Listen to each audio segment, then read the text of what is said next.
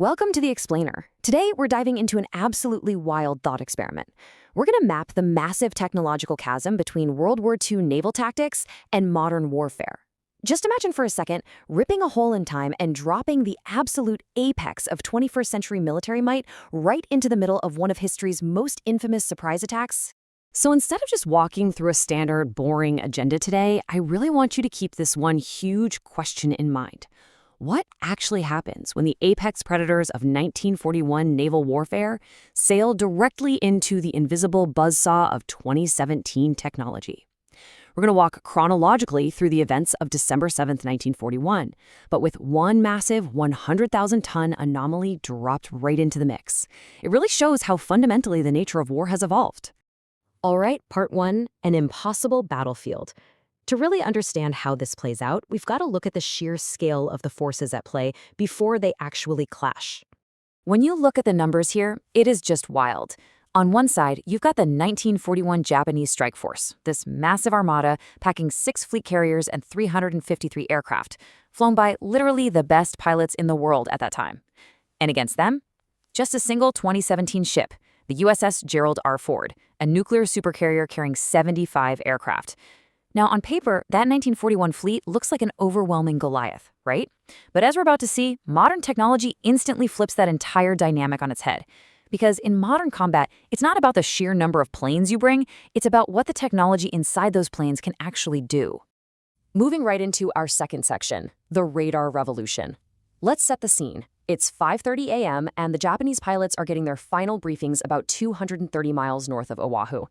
And this is where we hit our very first massive technological gap.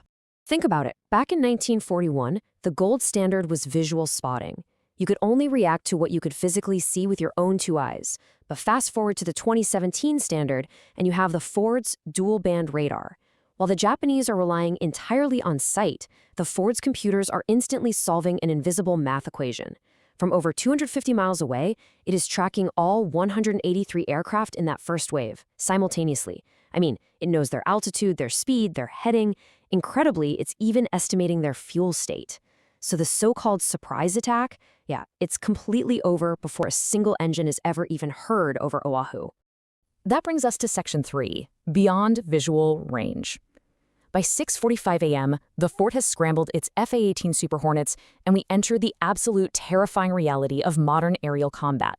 30 miles. That is the unbelievable distance from which those Super Hornets engage the incoming Japanese fighters using radar-guided missiles. The entire fight happens completely beyond visual range. For a pilot in 1941, combat meant dogfighting. Literally seeing the whites of your enemy's eyes. But for a 2017 pilot, it's a fire-and-forget radar lock from a distance so vast that the enemy literally doesn't even know they're in a fight yet. And the human element of this technological mismatch is absolutely chilling. Just listen to this perspective from Petty Officer Takeshi Maeda. The plane next to him disintegrates before his eyes. There was no warning and still no enemy in sight. You can really feel the sheer tactical confusion and panic there. I mean, these Japanese pilots trained for months. They built scale models. They practiced flying blindfolded just to perfect their incredibly tight attack formations. But suddenly, as panic ripples through the squadron, those meticulously trained formations just dissolve into chaos in seconds. They mean absolutely nothing against an enemy they cannot even see. As that first wave completely dissolves into utter chaos, the Japanese command structure fundamentally breaks down, which brings us to part 4, deaf, blind, and hunted. Now, to understand why they couldn't just regroup, we have to talk about electronic warfare, or EW. This is the use of the electromagnetic spectrum to jam and literally fry enemy electronics. The Ford deploys EA-18G Growlers to absolutely dominate this invisible battlefield.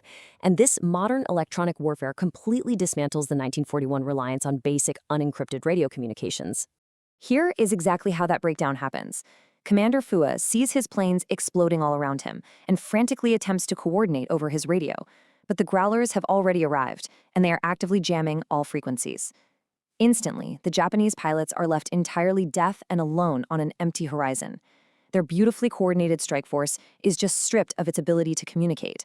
So now they're isolated in the sky, being actively hunted by stealth predators like F-35s firing infrared missiles that they still cannot effectively fight. Which leads right into Section 5, the ultimate retaliation.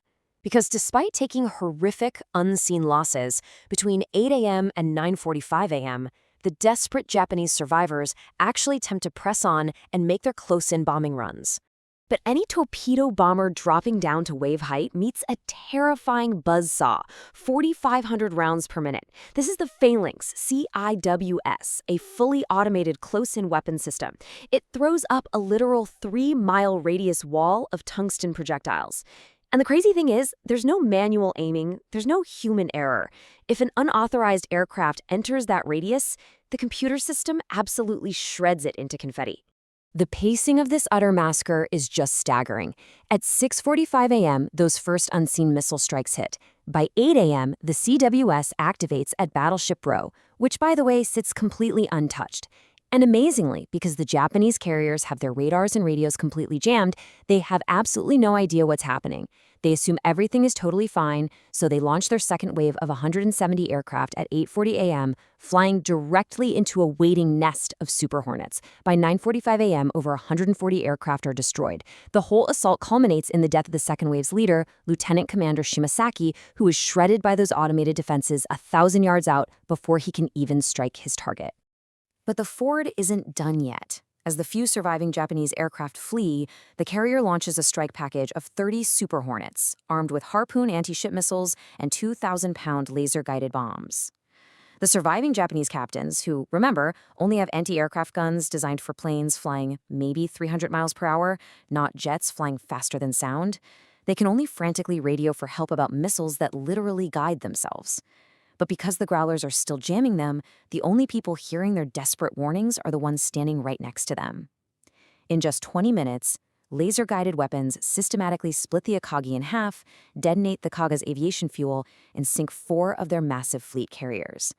The final tally here is incredibly sobering. Japan loses over 300 aircraft, 4 fleet carriers, and their absolute best pilots. The United States suffers only dozens of casualties, and Battleship Row remains completely untouched, fully ready for war. Looking at this data, it is painstakingly clear that the apex predators of 1941 were just utterly defenseless against the automated, invisible precision of the 21st century. So I really want to leave you with this final thought from our explainer today. How has the invisible nature of modern combat fundamentally changed the definition of bravery and tactics? We've seen how the massive shift from visual, close-quarters dogfights to electromagnetic warfare and beyond visual range missiles has changed military strategy forever. The incredible courage and meticulous training of those 1941 pilots meant absolutely nothing against an enemy that solved combat as a math equation from way over the horizon. Thank you so much for joining me for this fascinating deep dive into military evolution. Keep questioning, keep learning, and I'll see you in the next explainer.